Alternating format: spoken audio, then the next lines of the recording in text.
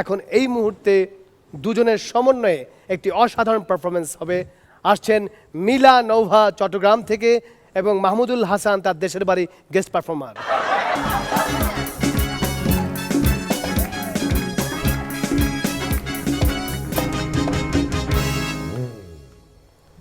আচ্ছা, আমার যা ইনকাম তা দিয়ে কি তোমার সংসার চলবে? আমার তো চলে যাবে, কিন্তু তোমার চলবে কিনা সেটা ভাবো। আচ্ছা আয় আয়, হ্যাঁ? তুমি কি আমাকে বিয়ের পরে এইরকম ভালোবাসবা? অবশ্যই, কেন না? বিবাহিত মেয়েদের প্রতি আমার একটু আলাদা আকর্ষণ আছে। আচ্ছা, তুমি আমাকে কেমন ভালোবাসো? একেবারে ফরমালিন মাখা ভালোবাসা যাকে বলে, ভেতরে যাই থাক উপরে কিন্তু অলওয়েজ ফ্রেশ। দারুণ তো। আচ্ছা, তুমি আমাকে কেমন ভালোবাসো? আমি আমি তো তোমাকে লোডশেডিং এর মতন ভালোবাসি। বাহ, একেবারে অন্ধ ভালোবাসা যাকে বলে, তাই না? জি না, এখন ভালোবাসি, কিছুক্ষণ পরেই ভুলে যাই। এই কারণেই তো বলি, গত রাত্রে তোমার মোবাইল 1টা থেকে 3টা পর্যন্ত বিজি ছিল কেন?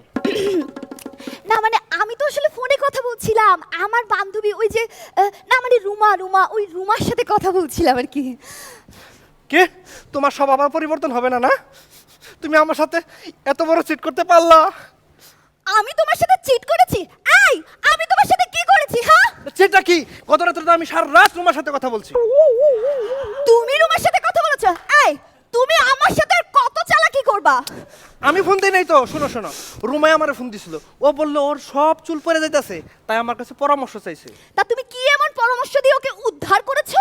না, আমি বললাম যে মমতাজ হারবালের হেল্প সেন্টারে কল দিতে। তা এইটুকু একটা কথা বলতে পুরো রাত লাগে বুঝি? না, শুনো না কি হয়েছে। এরপরে ও আমারে বললো ওর মোবাইলের কি জানি একটা সমস্যা হয়েছে। হ্যাঁ, তারপরে আমি বললাম যে তুমি মোবাইল কোম্পানির কল সেন্টারে ফোন দাও। তা কল সেন্টারে কথা বলার জন্য পুরো রাত লাগে না? তুমি আমারে শেখাও। এই, তুমি আমারে শেখাও। আচ্ছা শোনো না, আহা রাগ করো না। এরপরে কি হয়েছে শোনো। এরপরে ও বললো কি তোমার কিছু প্রশংসা শুনতে চায়। যা, সামান্য একটু রাতের মধ্যে তুমি আমার প্রশংসা করে ফেলতে পারলে। সিসি, সম্ভব নাকি? তোমার প্রশংসা করতে করতেই তো আমার মোবাইলের চার্জই শেষ হয়ে গেল। এই, তুমি একটু চোখটা বন্ধ করো না? তাই? কিছু উপহার দিবা? কি দরকার ছিল? চোখটা খুলে ফেলো। কি দেখলা? না, আসলে আমাকে আমার বান্ধবী বলেছিল তুমি ঘুমলে নাকি তোমাকে বানরের মতো লাগে, তাই আসলে তোমাকে একটু দেখছিলাম আর কি। আচ্ছা, এখন তাহলে কি বুঝলা? ও আমাকে মিথ্যা বলেছে। আমি জানতাম। তাহলে সত্যটা কি? তোমাকে আসলে হনুমানের মতো লাগছে। আচ্ছা শোনো, ওই তুমি জানি কি বলতে চাইছিলা সেটা বলো। এই শোনো না, আমি না কালকে একটা স্বপ্ন দেখেছি তোমাকে আর আমাকে নিয়ে। তাই? কি দেখলা? আমি দেখলাম আমরা বাসা শিফট করছি, আম্মু আব্বু ভাইয়া ভাবি আর তুমি আমাদেরকে হেল্প করছিলে। তাই? তারপর তারপর আর কি, তোমার গাড়ি করে আমরা নতুন বাসায় গেছি, তুমি নতুন বাসায় ওই যেখানে গাড়িটা দাঁড়ানো ছিল না, তুমি গাড়ি থেকে মালগুলো নামিয়ে আমাদের নতুন বাসায় তুলে দিয়েছো। আর সেটা দেখে ভাইয়া খুশি হয়ে তোমার আর আমার জন্য একটা রুম দিয়েছে। রুমটা কিন্তু সেই ছিল। তুমি ফাইজলামি করো না? তোমার আমার কথা ফ্যামিলিতে জানেই না, আর একটা রুম দিয়ে দিল, বললে হলো।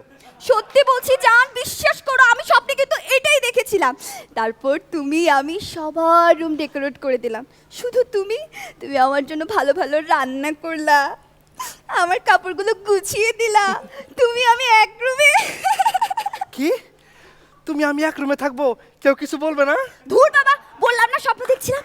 তারপর আমরা ওয়েট করছিলাম কখন রাত হবে। ঠিক ওই সময় একবার ভাবি আসে একবার ভাই আসে, আমরা ছটফট করছিলাম দিন কেন যায় না, রাত কেন আসে না, আর তুমি আমি।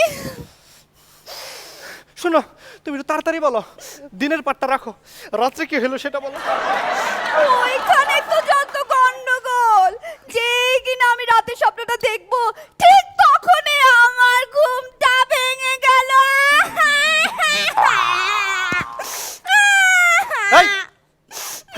তুমি আমার সাথে না? তুমি আমার লেবার বানাইলা, ড্রাইভার বানাইলা, আমার দিয়ে কাপড় ধোয়াইলা, রান্না করাইলা, আর আমার যখন একটু রিল্যাক্সের দরকার তখন তোমার ঘুম ভেঙে গেল না? যাও, তোমার সাথে আমার কোনো সম্পর্ক নাই, আমি গেলাম। এই কোথায় যাচ্ছ? নরকে যাচ্ছি, নরকে। ভালো থাকো, বাই। দেখছেন অবস্থাটা?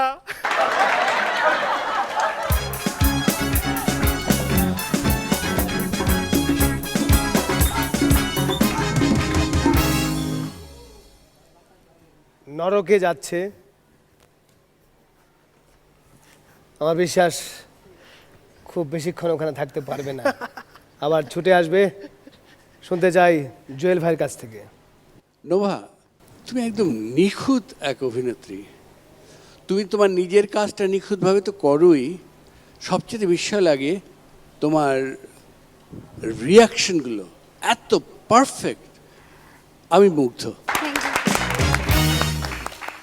নিপুণ, প্রথম থেকেই বলে আসছি নোভা আমার অনেক পছন্দের, এবং ইনশাল্লাহ শেষ পর্যন্ত নোভা এমনই থাকবে। আমি একটি বিজ্ঞাপনের ভাষায় বলতে চাই যে আপনারা হাসর দেখুন, এবং যারা হাসর দর্শক আছেন তারা নোভার কৌতুক উপভোগ করুন। ধন্যবাদ।